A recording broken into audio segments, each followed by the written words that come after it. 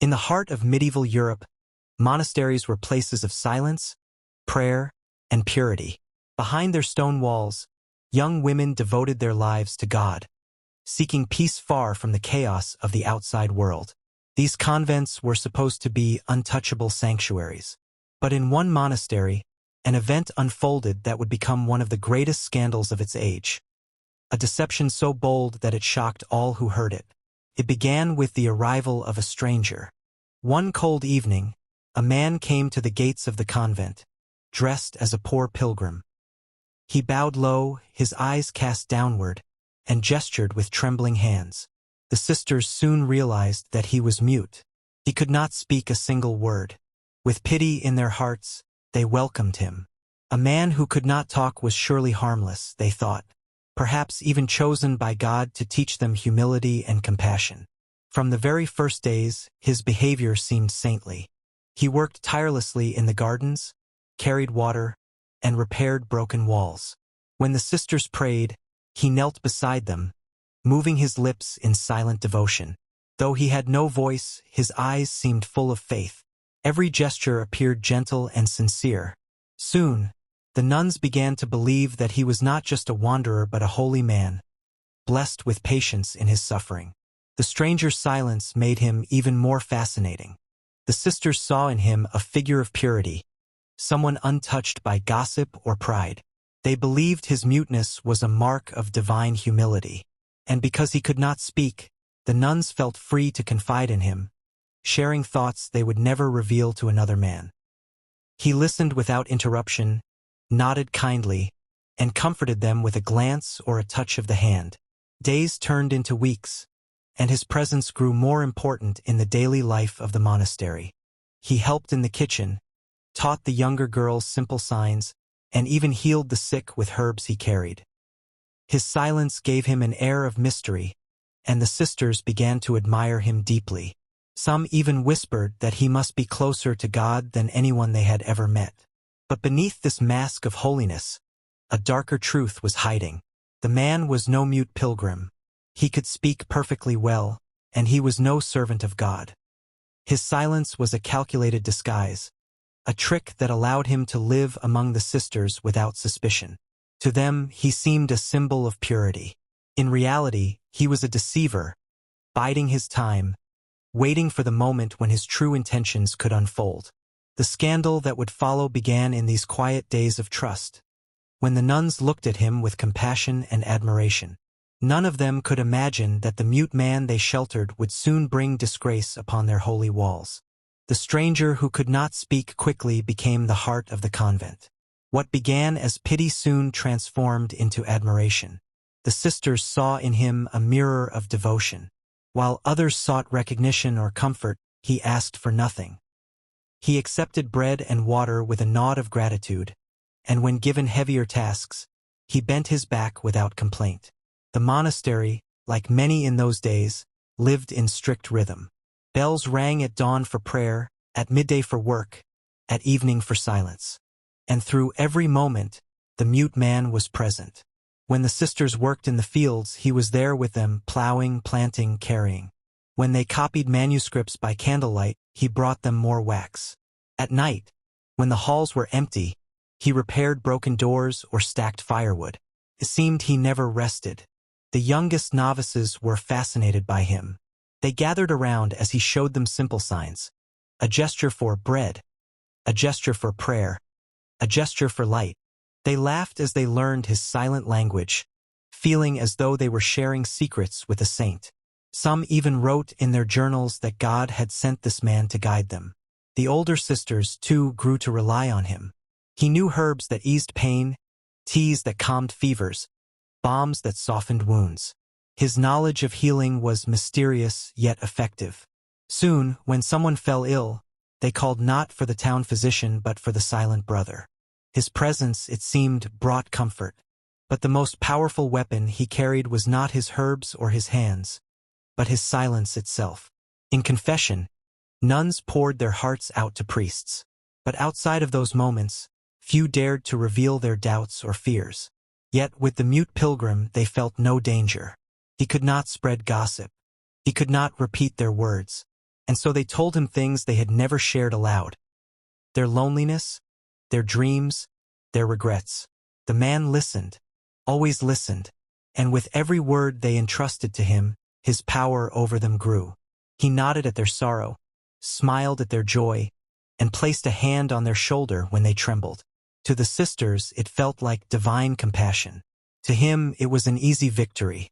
Soon, even the abbess praised him. She told the sisters that God sometimes sent angels in disguise, and perhaps this mute was such a gift. The convent, she said, had been chosen for this blessing. The word spread quickly. The man who could not speak was no longer just a guest. He was a holy figure, someone whose silence was a sign of divine favor. And yet, behind his gentle gaze and folded hands, the truth remained. He was not an angel. He was not a mute pilgrim chosen by God. He was a deceiver, playing his role with skill and patience. Every kind gesture, every silent nod, every late-night labor, all of it was part of his mask. The sisters could not see the danger growing in their midst.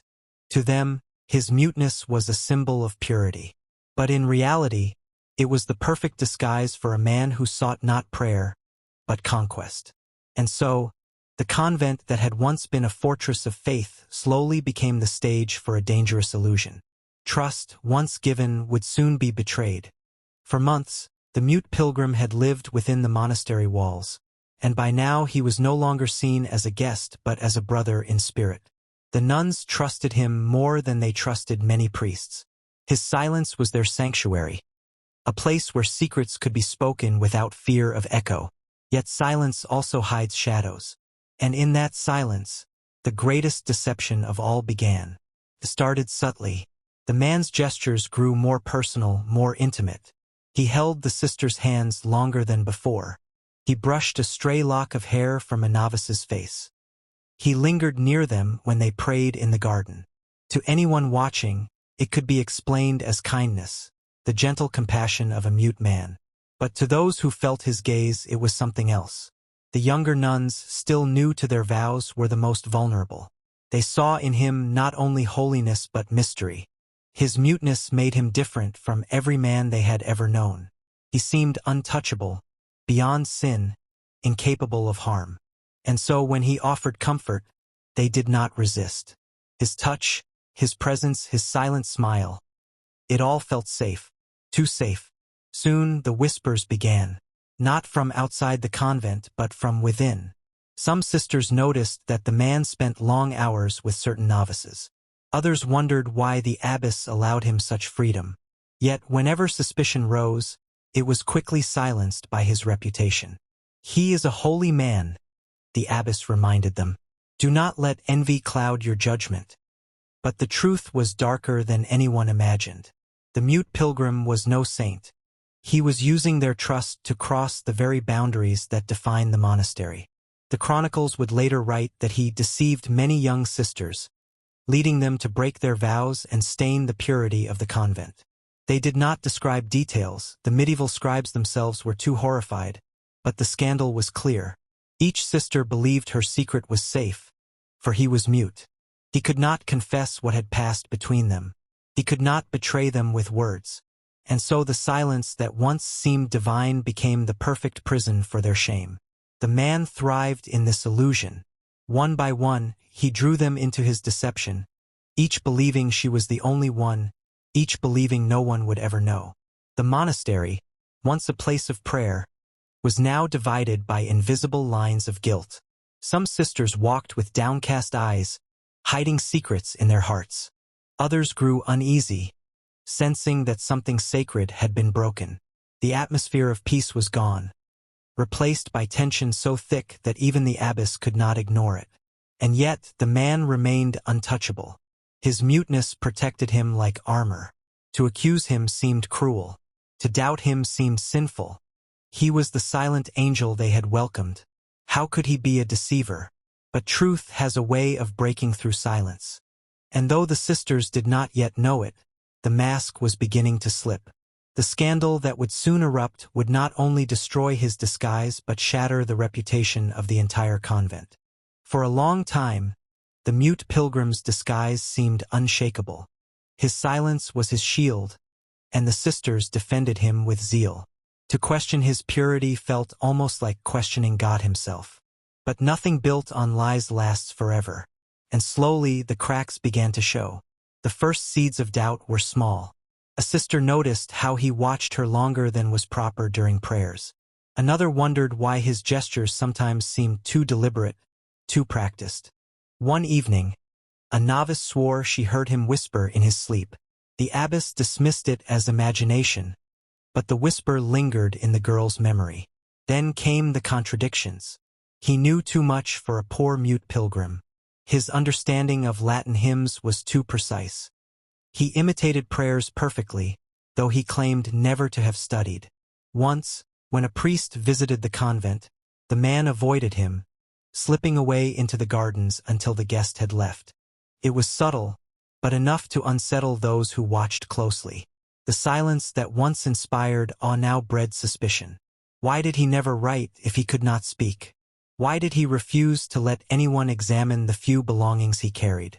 Why did his eyes burn with an intensity that felt more human than holy? Some sisters began to talk quietly among themselves. Their voices trembled with both fear and shame. What if he was not what they believed? What if the rumors, the unspoken knowledge that something was happening behind closed doors, were true? They dared not speak it aloud, yet the weight of secrecy grew heavier each day. The abbess, too, could not ignore the change. She had defended him more than anyone, praising him as a blessing. But even she began to notice the unease in her convent.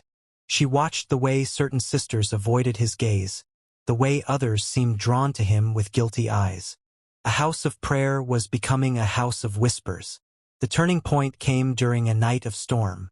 Rain hammered the monastery roof, and the sisters gathered in the chapel for vigil. As lightning lit the stained glass, one novice, half asleep, swore she heard the pilgrim mutter a prayer. Not silently, but aloud. The words were brief, muffled by thunder, but they were words nonetheless. Her heart froze. If he could speak, then everything they believed was a lie. She told no one at first, fearing she would not be believed. But secrets rarely stay hidden. Soon others noticed strange slips. A cough that carried sound. A gasp too sharp. A grunt of frustration when he dropped something. Small, fleeting noises, but enough to raise doubt. The mask of muteness was no longer perfect. And still, the man played his role. He bowed, he gestured, he smiled in silence. Yet the sisters now watched him with new eyes. For the first time, their saint seemed human. Too human. The tension grew unbearable. The convent lived in two realities. One where the pilgrim was a holy man, chosen by God, and another where he was a deceiver who had broken their vows and their trust. Which was true? The answer was about to explode into scandal. The storm that had shaken the convent was only a prelude. For weeks, suspicion gnawed at the sisters like a worm beneath the surface of fruit. The man still played his role, bowing silently, working tirelessly, gesturing with hands that seemed so holy. Yet the cracks in his mask widened. And soon, the truth would burst forth. It happened on an ordinary morning. The bells rang for prayer, and the sisters gathered in the chapel. Candles flickered, incense rose into the air, and the silence was broken only by the rhythm of whispered psalms. The mute pilgrim knelt among them, his head bowed low, his lips moving soundlessly as always. But then, as one of the novices stumbled over her lines, he did something no one expected. He corrected her aloud. The voice was not loud, but it was clear. A single word, spoken sharply, rolled through the chapel like thunder. For a heartbeat, no one moved. The sisters froze in disbelief, staring at the man who had lived among them for months without a single word. His eyes widened as he realized what he had done. But it was too late. Silence collapsed into chaos. The nuns gasped. Some cried out. Others fell to their knees in horror. The abbess rose trembling, her face pale. You can speak?" she whispered. The man tried to cover his mistake, gesturing wildly, shaking his head as if to deny it. But the truth could not be undone. A moment later, Another sister cried out, "I heard him before, in the night." And another added, "He has deceived us all." The chapel erupted. Voices overlapped, accusations flew, and the man's carefully crafted mask shattered completely. The holy pilgrim, the mute angel, was nothing more than a fraud. But the scandal ran deeper than his false muteness. For as the sisters found their courage, secrets spilled into the open. One by one, they confessed how he had approached them, how he had used his silence to win their trust, how he had led them to break their vows. The abbess, horrified, listened as the truth unfolded like a wound torn open. The convent's purity, its sacred reputation, had been shattered from within. The man tried to escape, slipping toward the doors of the chapel, but the abbess commanded the gate locked. The sisters, once gentle companions, now stood as his accusers. His silence could no longer protect him. His lies were exposed, and with them, the dignity of the monastery lay in ruins. The news spread faster than fire. By nightfall, the scandal was whispered in nearby villages. By the next day, it was shouted in the markets. A man had lived among holy women, deceiving them all, breaking their vows, corrupting their sanctuary. The tale grew with each retelling. Some said he was a demon in disguise, others that he was a sorcerer who bewitched the sisters. Whatever the version, the truth was clear. The convent had fallen into disgrace, and Europe would remember. For the sisters, shame weighed heavier than chains. They had trusted a liar. They had believed a mask. And now their names, once cloistered in silence, were dragged into the noise of the outside world. The greatest monastery scandal of the Middle Ages had been born. The convent that had once echoed only with hymns and prayer was now filled with noise. Whispers, sobs, accusations. The unmasking of the mute pilgrim had torn apart the fragile veil of sanctity. What was once a sanctuary of silence had become the stage of Europe's most infamous monastery scandal. The man was locked in a chamber while messengers rode to the bishop. For days, the sisters lived in fear and humiliation. They prayed more than ever, but their voices trembled, as if each word was weighed down by guilt. The abbess walked like a shadow, her face stern and grief-stricken. She had opened the gates to the Deceiver, and now she bore the shame with her sisters. When the bishop arrived, accompanied by clerics and guards, the truth spilled into the open. The man confessed not with repentance but with bitterness. He had never been mute. He had watched the convent and planned his deception. He knew that silence would make him untouchable, that pity would cloak him like armor. And with it, he had broken vows and corrupted innocence. The trial was swift but merciless. The bishop thundered about sacrilege, betrayal, and the devil's work. The man was branded not only a fraud but a violator of sacred order. His punishment was meant to be a warning. Chains, exile, and disgrace that would follow him wherever he went. Some say he was whipped through the streets. Others claim he was cast out into the wilderness, left to wander without shelter. Whatever the truth, his fall was as sudden as his rise. For the sisters, however, the punishment of the deceiver did not end their suffering. The scandal clung to them like a stain. Neighbors whispered when they passed. Pilgrims avoided the convent. Donations stopped. The abbess fought to rebuild their reputation, doubling the rules of discipline, enforcing silence more strictly than ever. For years, the monastery lived under a shadow. Yet from the ashes of disgrace came a lesson that echoed far beyond those walls. Chronicles written decades later still spoke of the silent deceiver, a man who used muteness as a mask to corrupt what was meant to be pure. He became a symbol not of holiness, but of the dangers of misplaced trust. And for the world outside, the story served as a reminder that even sacred places were not safe from sin. People realized that evil did not always come with violence or force. Sometimes it came with gentleness, humility, and silence. A mask worn so well that even the devout could not see the truth until it was too late. The convent eventually recovered, though never completely. The sisters who had been deceived bore the weight of guilt to their graves. Their story became a cautionary tale passed through generations. a story of how one man's cunning could unravel the vows of many, and how even the strongest walls of faith could be breached by deception. In the end, the legacy of the silent deceiver was not glory, but warning. He was remembered not as a saint, not even as a sinner, but as a living embodiment of false holiness. His name was erased from records, but his tale endured, whispered in cloisters and written in chronicles. Beware of those who hide behind silence, for not all muteness is sacred, and not all humility is true. And so, the greatest scandal of a medieval monastery ended, not with redemption, but with ruin, a reminder that even in the most sacred places, darkness can wear the mask of light.